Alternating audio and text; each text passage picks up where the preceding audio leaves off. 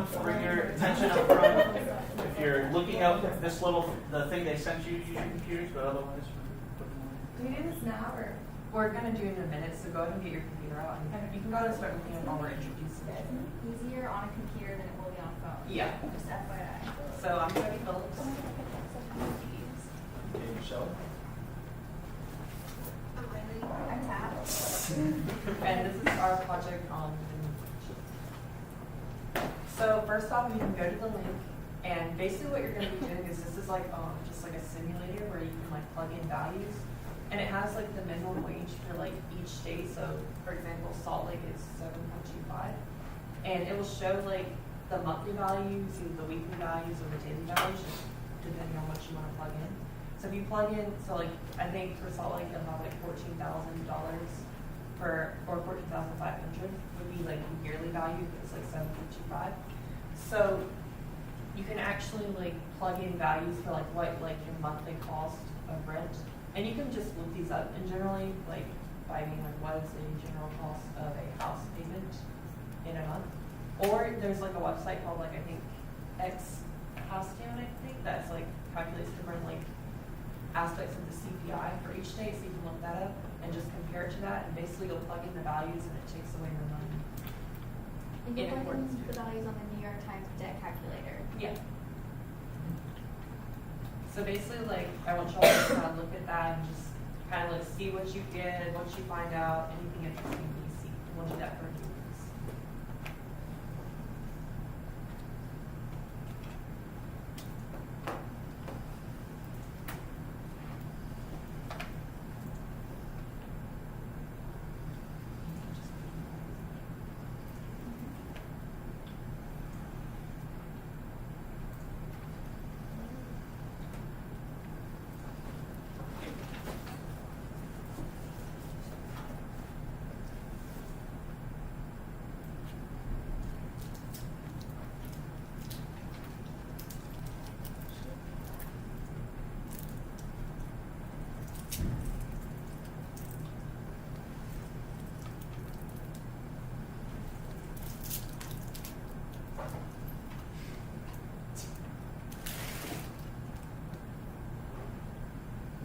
We're also doing an example on the screen if you want to look at that too.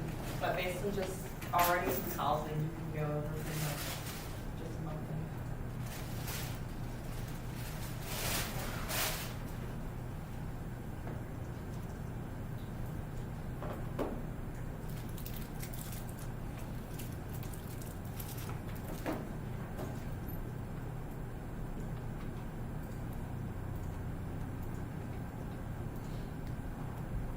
So has everyone had time to kind of work with it? So like what you see is just there's a lot of different ways that you can actually go over, and it depends honestly on which state you're in. So different states have different like minimum wages kind of. I think New York has like a higher one at like $8 around, and Utah of course is $7.25. So like you can go over with housing, food, taxes, different like actually utilities that you have to use on a daily basis. Healthcare, like, and also just like childcare in general. Like, if you have a family, it's going to cost a lot more. So, like, the thing is we live in a society where like people are living on this wage, and they're going to accumulate this much debt for a different amount of debt. Then it's like, why should people have to live like this, struggling? Because you're going to have to cut the cost somewhere. You're going to either have to cut down on transportation, cut down on the amount of food you get, or just the living you live. Does anyone want to share out how much debt that they accumulated with the wage for their county? I was working 85 hours a week. What county were you in? What state? I was in Georgia. That's about right. So like, normally, I guess a normal one would be just about 40 hours a week. So you'd actually have to work double the time on minimum wage just to be able to like survive. And if you think about that, like in general, like expect someone to have to do that for a family, or even just for themselves, really. Like if you think of it really, I guess we don't really think about it that much often, and that's why it's so hard to change. Mm-hmm. So we're just going to compare two different counties real quick so you can see what the difference is. Where is, so who is New York City? What county, is it just New York County? I did the overall. Okay. So you can see here, living wage for New York City is $14 an hour, $14.50 an hour if you're only one adult. If you compare that to what it is in Salt Lake County, Utah, it's only $10 an hour. And if you go down to more rural areas, the living wage is even lower as you move further out. And this is really important to the current debate because it's what economists have a lot of clashing opinions on.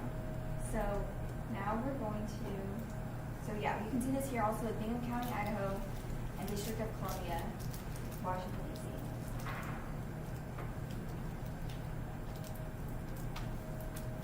Alright, and then I actually did like another thing, but I looked up this thing and it was on moneyquestions.com, and it was this thing called the Live the Wage, and basically the idea is politicians where they actually try to live to the minimum wage, to their place or whatever. So it was done in 2014, and the idea is that you make $7.25 per hour times 40 hours a week, which is the general like period that you work, and that will give you $290. Then you minus $35 in tax money and $290 in like housing, and I think included utilities in general, because like housing would technically be different for politicians and people actually living in the amount. And they got pretty surprising results. They found out that of course it was harder to live on $77 a week in general, because that'd be about $11 per day. And they all had different reasons for like why they didn't follow it or why like they couldn't actually make it over the week. And it wasn't really like necessarily like they couldn't make it in general. It typically was because they had these unexpected things happen. Like they had to pay for medicine for their child or transportation. I think one of the politicians had like they like traveled like 40 hours or something, or like a 4-hour trip or somewhere, and it cost them it with them over. Other people, it was just doing laundry, like trying to being able to do it after a while. Just so laundry, taxes, transportation, healthcare, childcare if they have children. It was hard to make it for $77 a week. So like there were like kind of like a little issues with this study because like housing of course isn't like based on like a weekly basis, but it was just like a general amount. But what they got out of it was that, you know, there are people that are expected to live on this and they don't do this just 1 week. Like politicians are having struggles to do this in 1 week, but these people are actually just doing this day by day, no breaks. They have to survive or they lose something. They'll either lose transportation, they can't buy the medicine for their child, they may have to struggle on food. So it's just a little different when you actually put it into action. And they learn just a lot of gratitude and like how to make like, you know, the most of your money. Like they really learn the importance of $1 and what it can do for. Yeah, so this study was important because it helped bring a greater understanding to politicians about what the current situation with minimum wage is. And so we're just going to do a walkthrough of the two different sides of the argument. So some of the arguments for raising the minimum wage is that families need to make ends meet. The minimum wage is not a living wage, and it's really not a living wage if you have children or if you need to provide health care to other members of your family. And if families have more disposable income, then they're going to be able to spend more, which would boost the economy and give better money flow. And if families are able to make ends meet, this would mean there would be less of a burden on social services such as public child care, public health care, public social services such as that. And employees would be happier if they made more money and they felt like they could live on the wages they were earning in their job. And a lot of these arguments come out of the Fight for 15 social movement, which is the movement to raise the minimum wage to $15, and this is strongly tied to workers in the fast food industry. That's where it started. And then on the other side, the arguments against minimum wage is that this belief that the real minimum wage is zero, so the real minimum wage is not having a job and not earning money. There would be decreased employment because people, and as this political cartoon here applies, in order to pay employees a higher wage, you would have to cut other people to make that fit your budget. And this would be harmful to small businesses, especially small businesses in rural areas where the cost of living is so much lower than it would be in a city. And it would also incentivize businesses to mechanize instead of hiring more workers. I don't know if you've seen this new, it's coming out of McDonald's. They're trying to automate the cashiers. So you order on a screen instead of ordering from a person. So that is a job loss for many people And there's also a belief that prices would rise for businesses. They would have to start charging more in order to pay their employees more money. And so to hear from an economist, we're going to listen to a short clip from NPR's Planet Money podcast. This was published in February, and to give you some context, they got a panel of economists together to talk about some of the presidential candidates' proposals. And this is an economist responding to Bernie Sanders' plan to raise the minimum wage to $15. Huh? A big Sanders idea? Raise the minimum wage across the United States to $15 an hour. Good idea or bad idea? Here's Kenneth Judd. He really liked Sanders' other proposal for free college. On this one, I think the whole idea of a $15 minimum wage is economically crazy. you're saying this as a guy who considers himself to be left of center. Yeah. Some minimum wage, you don't want some people to be fooled into doing jobs for $1 an hour or something, but $15 minimum wage out in rural America would be a crippling problem for a lot of small businesses. It sounds so good, though. Just guarantee everybody gets at least $15 an hour.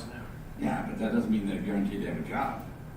Some people will have the job and have their wages rise to $15 an hour. Others are going to find that it's harder to find a job.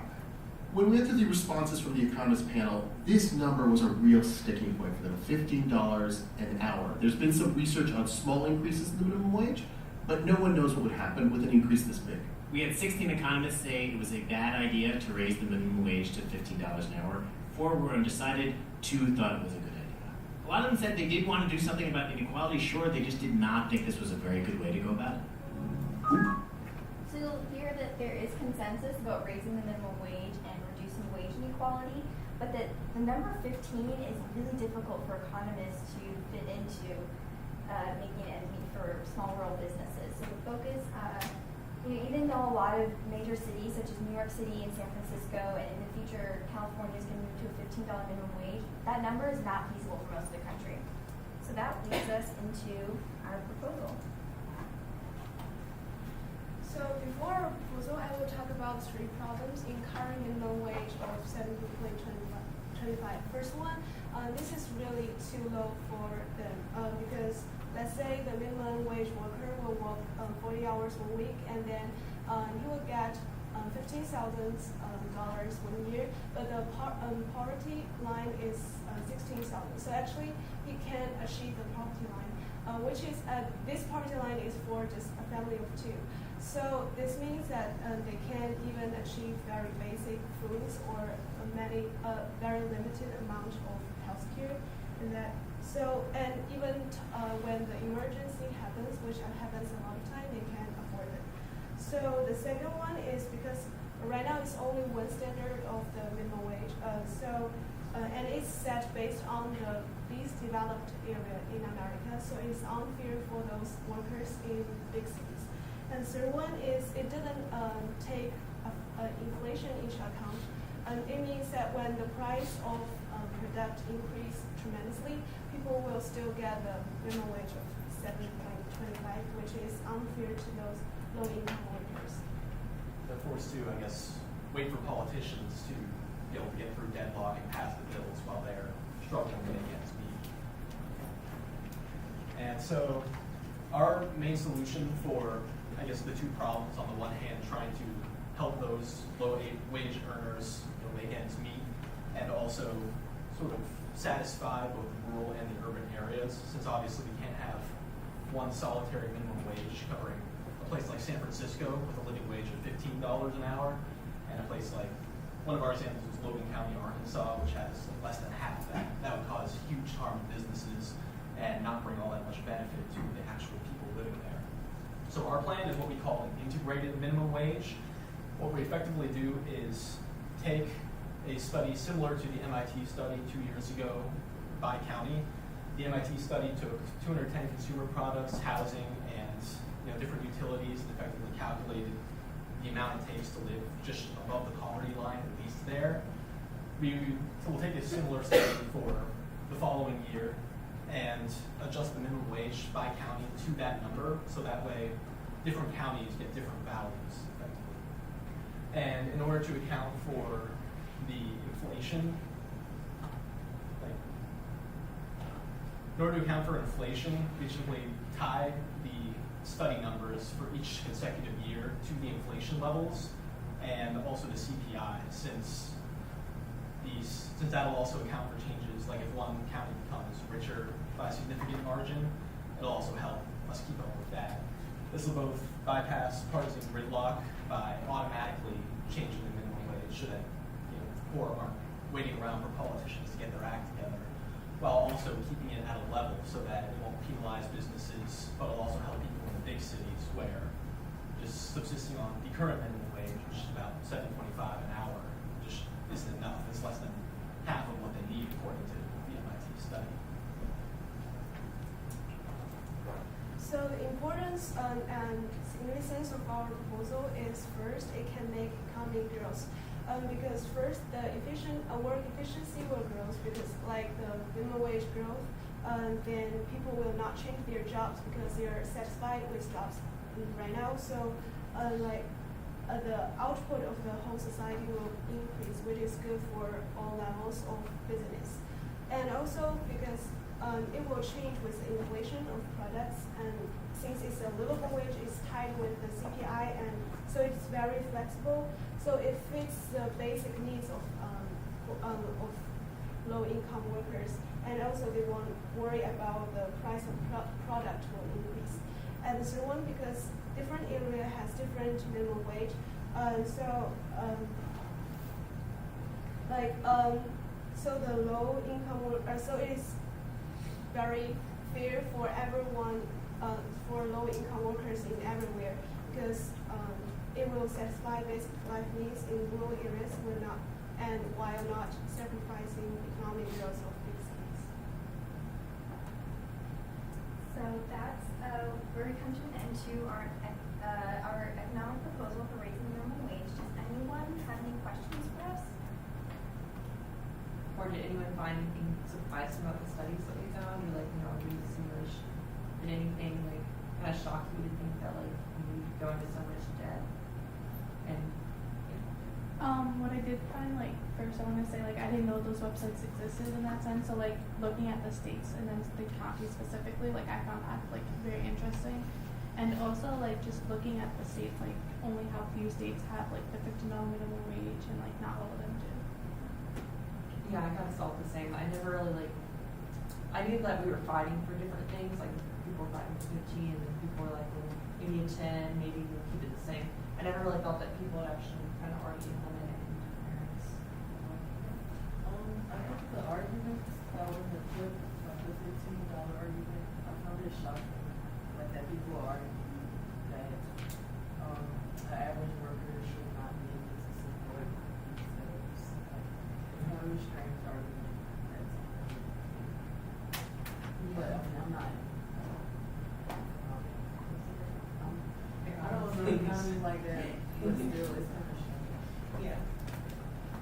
I really like your proposal because it's not like this one size fits all thing. Yeah. It's like for each state, because probably maybe economists will matter, because economists matter. Maybe they have they're considering the problem for each of them. Maybe case studies. So it's if the proposal will help maybe if for one county it's 12, and that's all the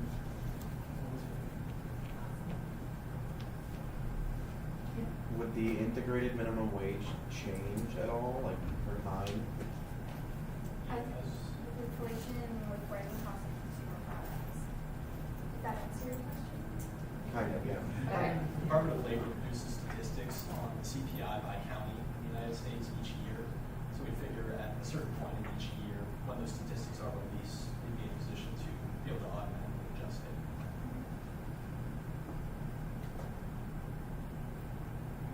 Questions or comments? Alright, then, just as a thank you, if you want to learn more, I would recommend checking out the Fight for 15 website, where they have a lot of information and resources about trying to either live on the minimum wage or work to fight for a higher minimum wage. And you can also look at some current models, such as California or New York, where they're starting to implement $15 minimum wages in the coming years, and how they're slowly increasing the minimum wage up to that level.